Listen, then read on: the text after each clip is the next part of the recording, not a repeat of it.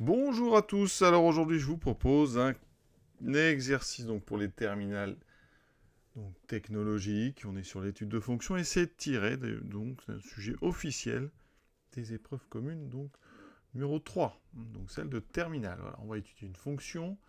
Cette fonction, vous voyez que son expression c'est 5 plus x plus 9 sur x, donc on va faire du classique, dériver. Factoriser la dérivée, en tout cas montrer qu'elle peut se factoriser. Ensuite, étudier les variations sur un intervalle et répondre à une petite affirmation, ou en tout cas déterminer si c'est vrai ou faux. Donc on est parti tout de suite avec cette fonction donc définie sur un intervalle qui est 0,9. Première question, donc quelques nombres dérivés. Alors, ici, notre fonction, son expression, c'est 5 plus x plus 9 sur x. Alors ce qu'il faut savoir, si on doit dériver ça, déjà c'est une dérivée d'une somme, donc on va dériver chaque terme. Alors 5 en dérivant donne 0, plus x, mais il va rester son coefficient directeur, donc il reste 1. Il reste à dériver 9 sur x. Alors moi, ce que je vous propose, c'est de vous rappeler que 9 sur x, c'est 9 fois 1 sur x. Donc, je vais vous rappeler que la dérivée de 1 sur x, quand on dérive, il faut connaître absolument par cœur, c'est moins 1 sur x carré. Donc la dérivée de 9 fois 1 sur x, c'est 9 fois la dérivée de 1 sur x, c'est 9 fois moins 1 sur x2.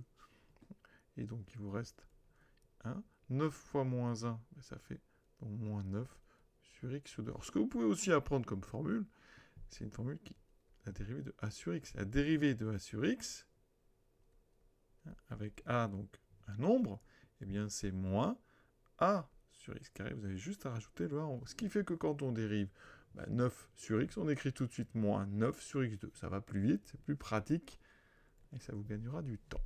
Ensuite, on vous propose une autre expression de f', expression qu'on appelle factorisée. Alors vous allez partir de ce qu'on vous propose, toujours. Donc, vous partez de x plus 3 fois x moins 3 sur x carré. Vous allez développer en utilisant la double distributivité. Donc, x fois x fois moins 3, 3 fois x, 3 fois moins 3. Ça me donne x2 moins 3x plus 3x plus 3 fois moins 3, moins 9 sur x2.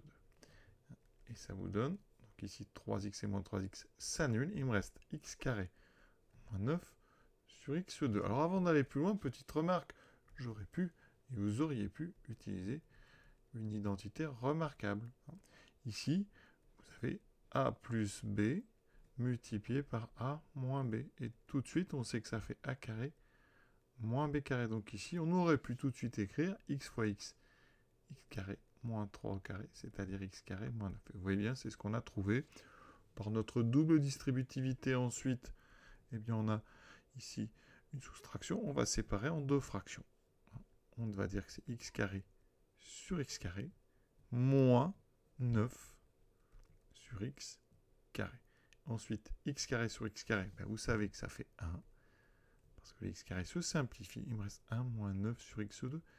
Et là, on retrouve notre dérivée. On retrouve f'. Vous voyez ? Donc, on vient bien de montrer que pour tout x de 0,9, f' de x est bien égal à x plus 3 fois x moins 3 sur x carré 1. Et ça, pour tout x pour lequel la fonction est définie. Donc pour tout x de l'intervalle, donc 0,9. Maintenant, on va essayer de trouver le signe de f'. Donc on vous aide un petit peu. Montrer que eh bien, f' a le même signe que x moins 3. Donc f' de x, je vous rappelle, c'est x plus 3 fois x moins 3 sur x2. Nous, ici, on a un x qui appartient à 0,19. D'accord ? Donc, quand on met au carré, forcément, x carré est donc strictement positif, parce qu'il ne peut pas faire 0. Ensuite, x moins 3, bon, ça on va le laisser. Par contre, x plus 3, x appartient à 0,9, donc, forcément, x est plus grand ou égal à 0,1. Donc si vous ajoutez 3, x plus 3 est donc supérieur ou égal à 3,1. Autrement dit, x plus 3 est positif strictement. Ça veut dire que ici, eh bien, dans f' de x, x plus 3 est strictement positif, x carré est strictement positif, donc eh bien, f' est du signe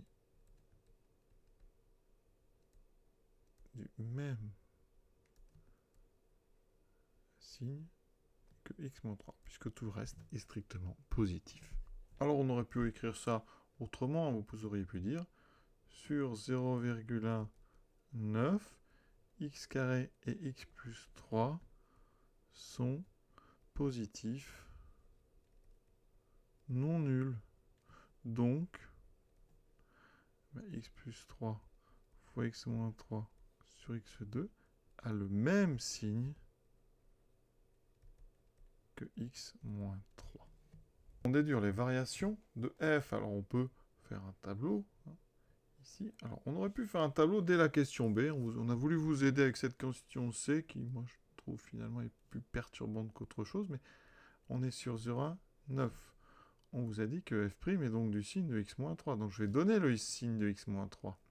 x-3, c'est une fonction, c'est une expression affine, ça s'annule. On va résoudre x-3 égale 0 quand x est égal à 3. Donc je vais mettre un 3 ici. Et on a appris la règle. Quand on a une fonction affine, on regarde son coefficient directeur ici, c'est plus 1. Donc on met le même signe que le coefficient directeur après le 0. Donc je mets un plus ici. Et donc je mets un moins avant.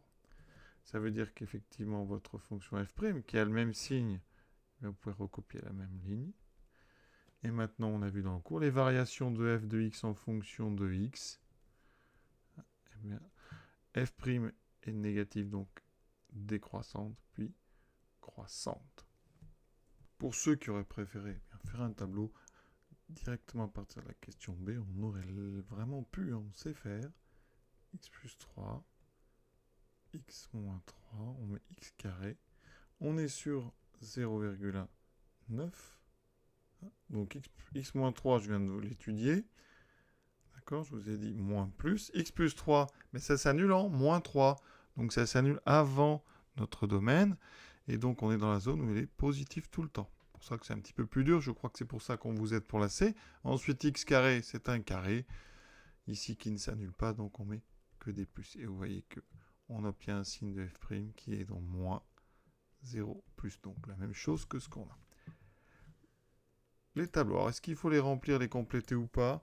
On va calculer ici les valeurs au bout des flèches. On peut le faire à la machine. On va le faire à la main. Ça fait un petit peu d'entraînement. F de 0,1. Donc, je remplace en haut x par 0,1. Ça me fait ceci. Alors, 5 plus 0,1, ça fait 5,1. 9 divisé par 0,1. Eh bien, ça va faire 90. Donc, j'obtiens 95,1. Je mets ça dans mon tableau.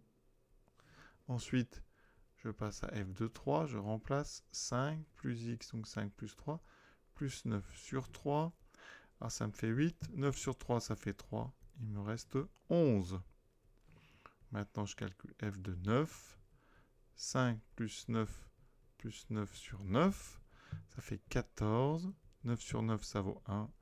Ça me donne 15. Et voilà notre tableau complet. Dernière question. On nous dit que pour taux réel donc de notre intervalle, on a f de x supérieur ou égal à 10. Est-ce que c'est vrai? Est-ce que c'est faux? Eh bien, si vous n'aviez pas rempli les valeurs, c'est le moment de calculer l'image de 3. On remarque que f admet un minimum qui est donc ce minimum, on l'a calculé, qui est l'image de 3, donc qui est 11. Donc, pour tout x de notre intervalle, puisque c'est un minimum, f de x est donc supérieur ou égal à 11. Et puisque c'est supérieur ou égal à 11, donc effectivement, c'est supérieur ou égal à 10. Donc l'affirmation, elle est vraie.